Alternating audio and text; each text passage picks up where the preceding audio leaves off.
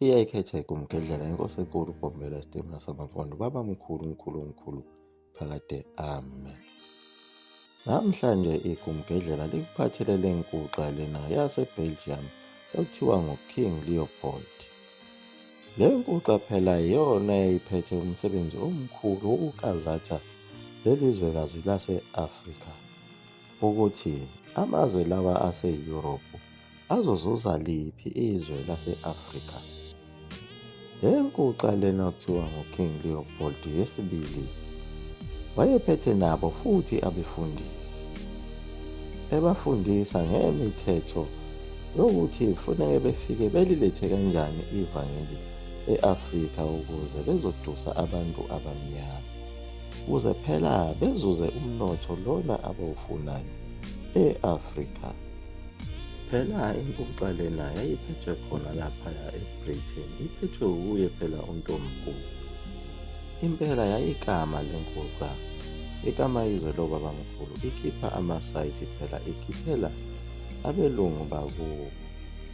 Phela yayingeyodwa lenkuxa, yathumela naye uChristopher Columbus, okuyena phela owafika naso lesi sithombe lesi sikaJesu lesi esisaziyo namhlanje, esiphushwa nangogogo bethu ebusuku belele bethi iyona nkosi yamakhosi, besho phela uCaesar Borgia.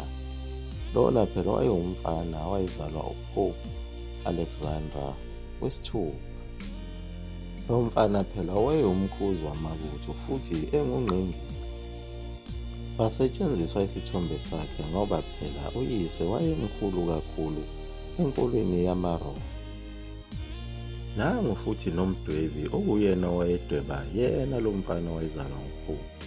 Wathatha leso sithombe wasinika nangu Christopher Columbus ukuba ayosanganisa ngaso abantu base-Afrika, behamba kanye nabo bonke laba befundisi abaphuma basakazeka i-Afrika yonke bezofundisa ngalo mfana.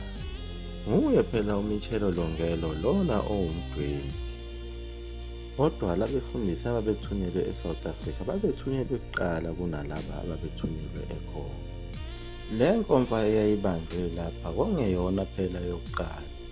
Yiyo enye yezinkomfa eyake yabanjwa ibanjelwa sona isizwe sakwaZulu ukuba naso sizongena ngaphansi sigqilazwe bese sinikezwa le nkosi.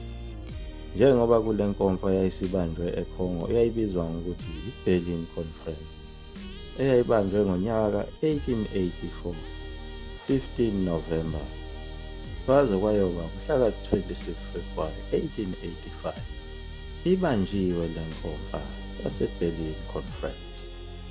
Phela kwakusalindwe nokuthi isayindwe yizo izikhulu ezingoKing Leopold zisayine phela nayo le ncwadi, bese kuyavumeleka kahle ukuthi kuyogqilazwa laba bantu ngegama lale ndoda ezalwa uPope Alexander wesithupha.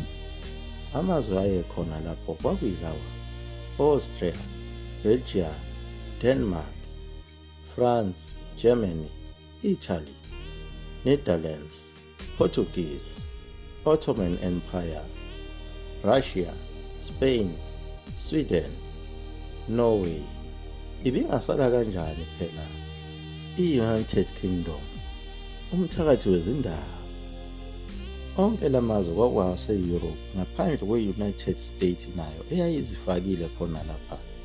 Siyadabuka ngoba leli bhinqa elugcetshwayo lalingayazi yonke lento ukuthi yayisuka kude kangakanani, kanye nawo wonke amakhosi ase-Afrika ukube lento ayiyazi ayohlangana kudala. Phela uNkulunkulu wayemthumelile uShaka ukuthi ahlanganise izizwe zase-Afrika enzele ukuthi ma kufika le nkomfa zibe sezihlangene zibe nalempi ziyidududu.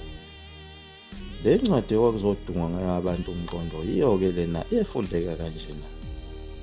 Bafundisi, obaba bakithi kanye nabo bonke abantu bakithi abathandekayo, umsebenzi ekunikelwe ukuthi niwenze ubucayi kakhulu futhi udinga ubuhlakani obukhulu.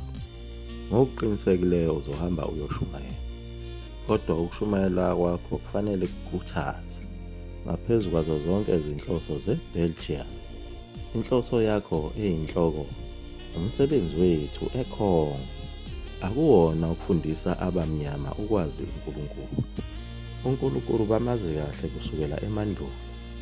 Bakhonza uNkulunkulu oyedwa umenzi wezulu nomhlaba abakhuluma kuye ngokuzithoba, abambiza ngoNzakumba, namanye amagama kaNkulunkulu eningawazi. Futhi bayayazi yonke imithetho kaNkulunkulu, kanye nokungafunwa nguNkulunkulu, okunjengokulala nomfazi womunye umuntu, nokubulala, nokuthuka inhlamba, nokulalana kobulili obubodwa. Kumele nivume ukuba nesibindi sokuthi anikubafundisa lokho abanakho, okunguNkulunkulu weqiniso. Yazi lokhu, iqhaza lakho elibalulekile ukwenza lula umsebenzi wabaphathi, kanye nezimboni zabo, okusho ukuthi zohamba uyotolika leli vangeli ngendlela ezoba ngcono ukuvikela umnotho wethu kanye nengxenye yomhlaba. Ngaleyo ndlela kufanele uhlale ubhekile ukuthi ungathandi umcebo ongaphansi kwawo, ubafundise ukunyanya ingcebo eyinala engaphansi kwabo, ubenze bethande ubumpofu. Ulwazi lwakho lwevangeli luzokuvumela ukuthi uthole imibhalo ehlelekile, futhi ikhuthaze labo abayobe bekulandela ukuthanda ubumpofu. Ucaphune izincwadi khona lapha eBhayibhelini ezifana nale ncwadi ethi, bayajabula abampofu ngoba bayodla umbuso wezulu. Ubafundele nezincwadi ezifakaza ukuthi kuyinto elikhuni kakhulu kwabacebileyo ukungena embusweni kaNkulunkulu. Benzeni badelele yonke into enikeza isibindi sokugxeka abamhlophe. Ngikhuluma ngomoya oyingcwele, lona phela kwaxhumanisa nalo uNkulunkulu wabo, uhlelo kanye nemimoya yabo yempi. Abashaya sengathi abafuni ukuyishiya.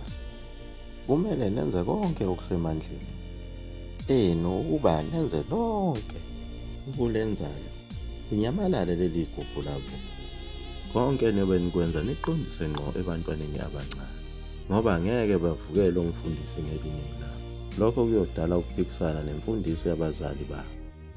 Izingane kufanele zifunde ukulalela lokho okuduswa isithunywa sevangeli ongoyise wemphefumulo yabo. Kumele ugcizelele ukumbana ekuthobekeni nasekulaleleni kwabo okuphelele. Nigweme ukuthuthukisa umoya ezikoleni.